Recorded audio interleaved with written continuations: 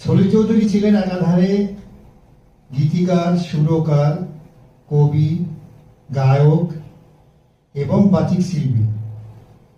তো একাধারে তার যে এই যে ভার্সেটাইল ট্যালেন্ট, এরকম একজন শিল্পী সম্বন্ধে আমাদের শিল্পী অনুষ্ঠানের শুরুতেই যা বলে গেছেন তার কবিতায়, এর থেকে বাড়তি আর কিছু বলার নেই। আমি শুরু করছি তারই আবৃত্তি করা একটা কবিতা। তার আবৃত্তি করা কবিতা যারা শুনেছেন সেটা মন থেকে ঝেড়ে ফেলুন, কারণ সেরকমভাবে তো করা সম্ভব নয়। আমি আমার মতো করে চেষ্টা করছি যতটা কাছাকাছি তার কাছে যাওয়া যায়।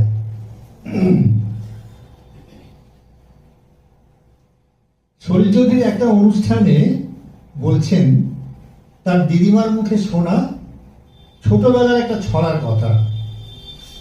ছড়াটার বিষয়বস্তু এরকম: তেঁতুল গাছে একানরে বলে একটা ভূত বাস করত।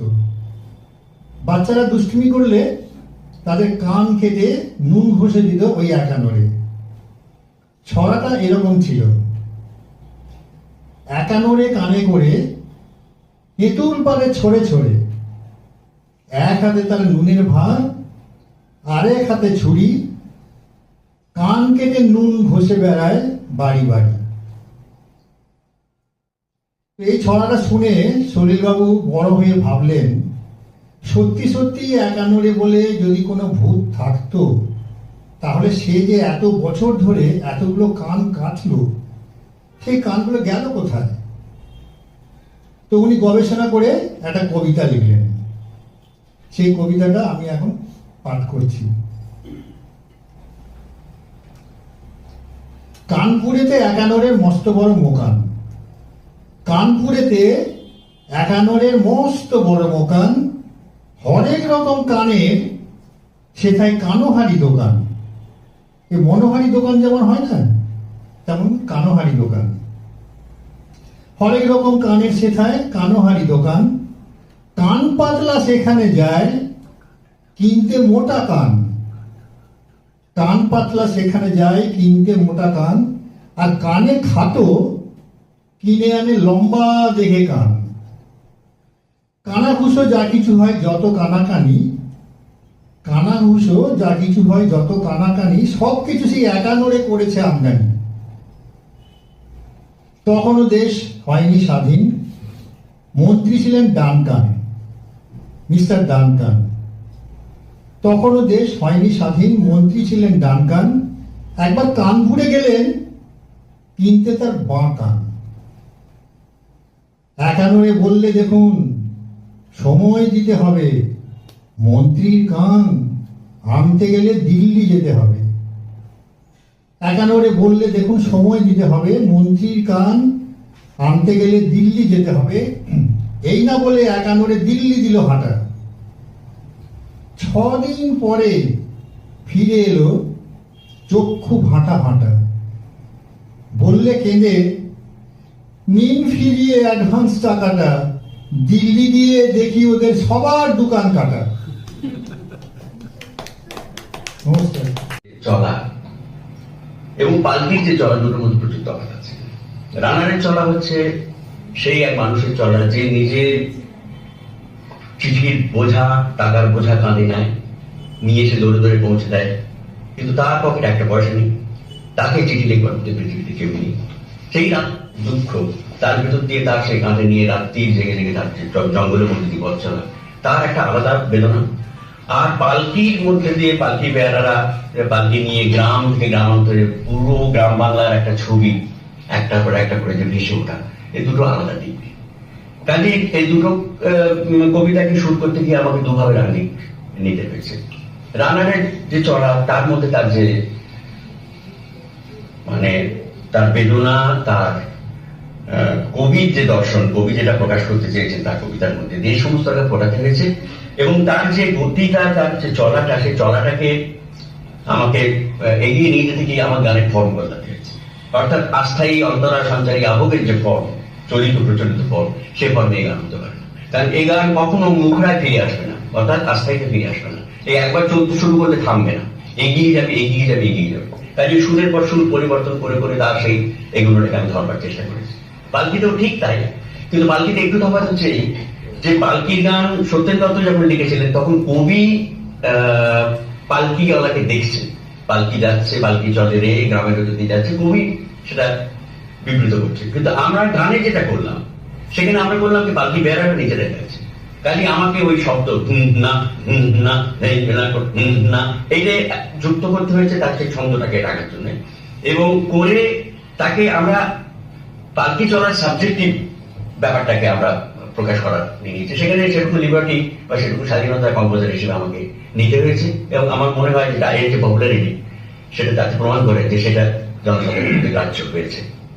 তো সেটা করতে গিয়ে আমার পালকির মধ্যে সেটা আমার বিশেষ করে সঙ্গীতজ্ঞ বন্ধুরা ভালো বুঝতে পারবেন যে আমরা অনবরত খরচ পরিবর্তন করেছি।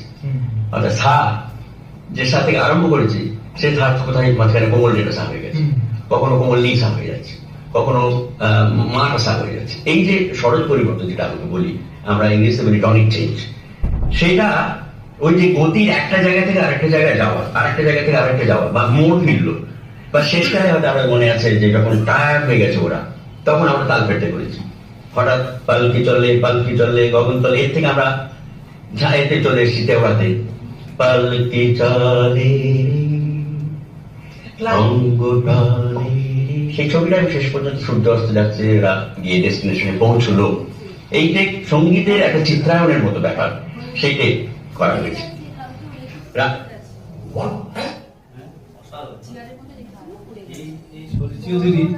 নিজের গলায় এই এটা শুনলাম আমরা, এবার গানটা আমি চেষ্টা করছি। এইসব কি সব বললে নি সা মাথা মুন্ডু তো বুঝলাম না। এগুলো সব রেকর্ডিং হচ্ছে।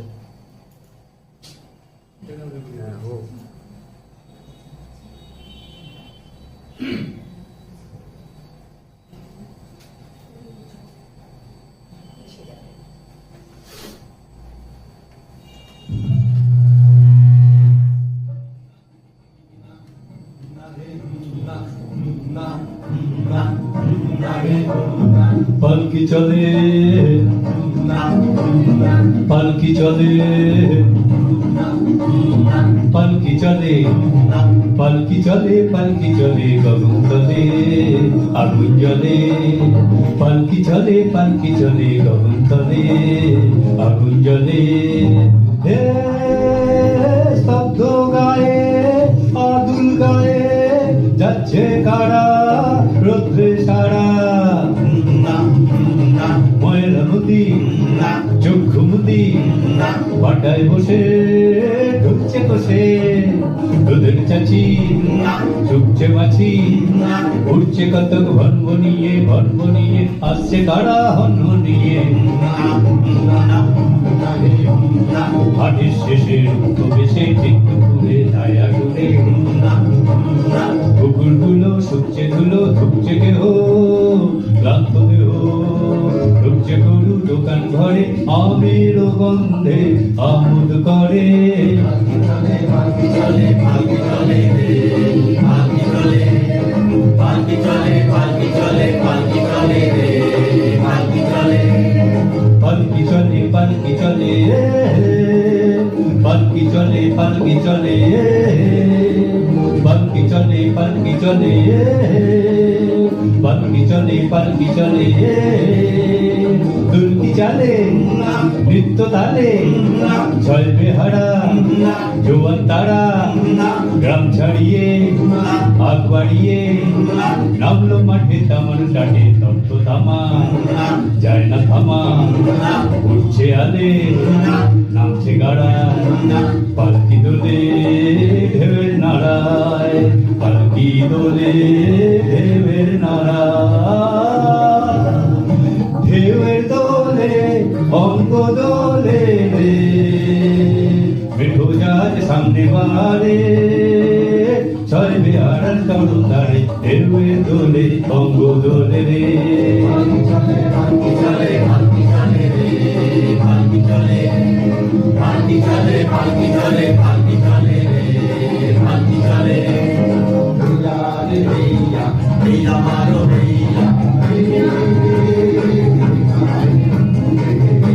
रे भैया भैया मारो কামাল হেগে চললো বেগে ধরবে হারা মর্দ তারা কামাল হেগে চললো বেগে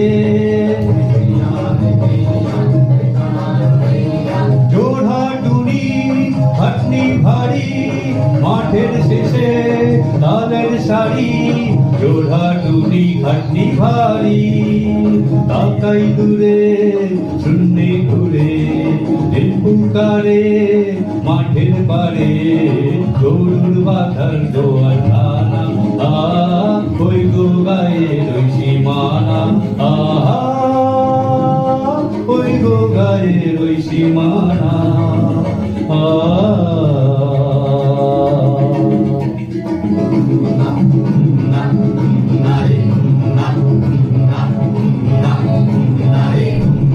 বইলে গেছে গুন্ঠি বাজা ঘরে কাঁধে দেখছে কাদা মটকা থেকে চাষার ছেলে দেখছে ডাগর চক্ষু মেলে দিচ্ছে চালে বোয়াল কুচি বৈরাগীটির মূর্তি সূচি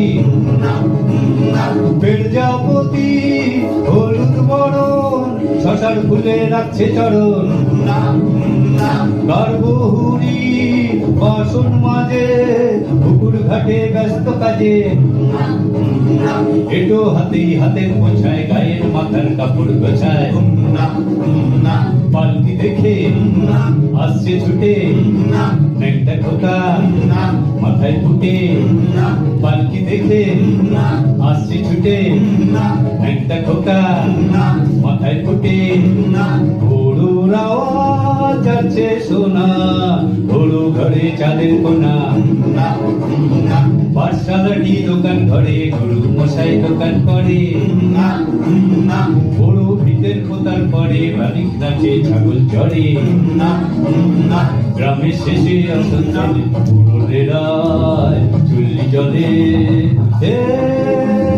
গ্রামের সীমা ছাড়িয়ে ফিরে বাকি মাঠে নামলো ধীরে আবার মাঠে তামার কাটে কেউ ছোট কেউ কষ্টে হাঁটে মাঠের মাটি রোদে ফাটে পালকি মাতে আপন হাটে সব জিলে সঙ্গে যেছে পাল্লা দিয়ে মেঘ চলেছে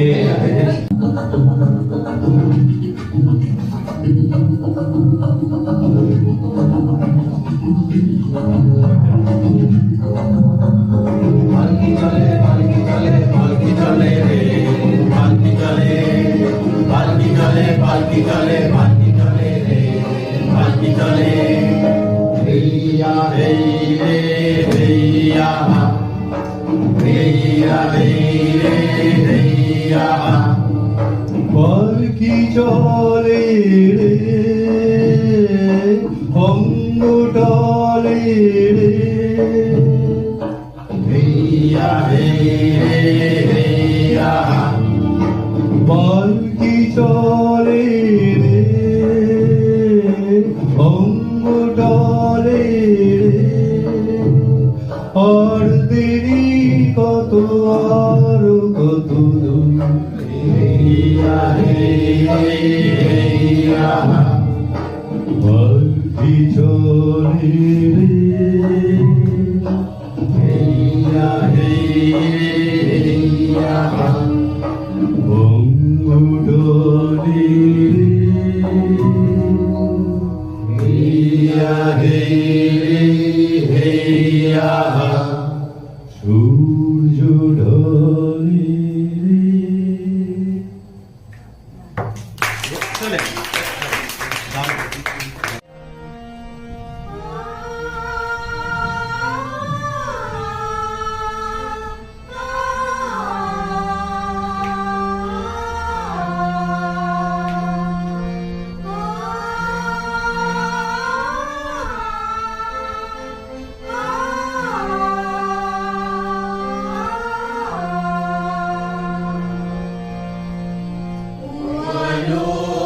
কত জানে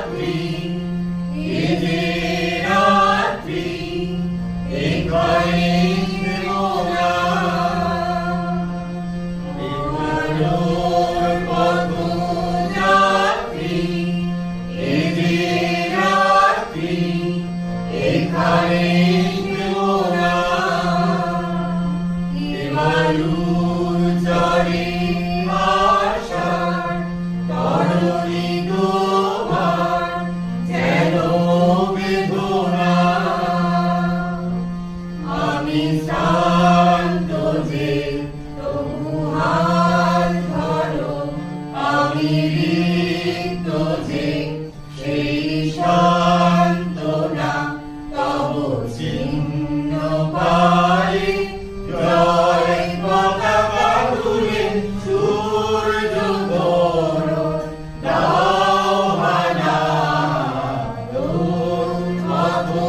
যাত্রী এই যে রাত্রি এখানে থেমো না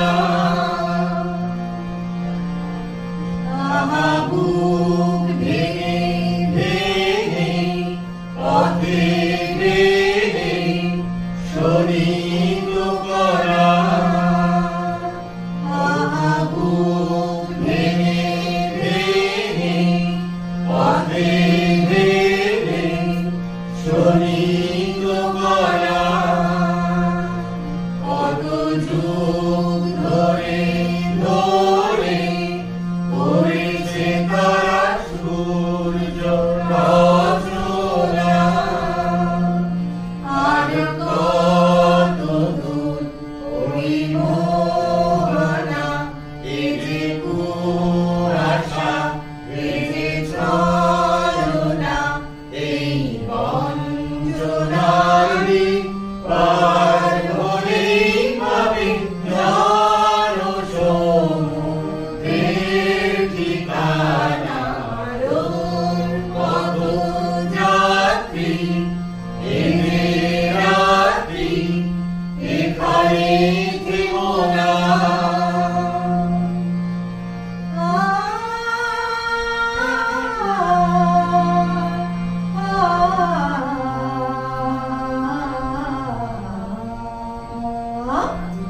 আহ্বান শোনো আহ্বান আসমান কোন পেরিয়ে দুস্তর বাধা প্রস্তর ছেড়ে বন্যার মতো বেরিয়ে আহ্বান শোনো আহ্বান আসমান কোন পেরিয়ে দুস্তর বাধা প্রস্তর ছেড়ে বন্যার মতো বেরিয়ে যুগ সঞ্চিত শক্তি দিয়েছে সারা হিমগির শুনে লোকে সূর্যের ইশারা যুগ সঞ্চিত শক্তি দিয়েছে সারা হিমগির শুনে লোকে সূর্যের ইশারা যাত্রা শুরু উচ্ছল চলে দুর্বার ভেঙে তোটেনি উত্তাল তালে উত্তম কাজে মুক্ত স্রোতে নটিনি যাত্রা শুরু উচ্ছল চলে দুর্বার ভেঙে তোটেনি উত্তাল তালে উত্তম কাজে মুক্ত স্রোতে নটিনি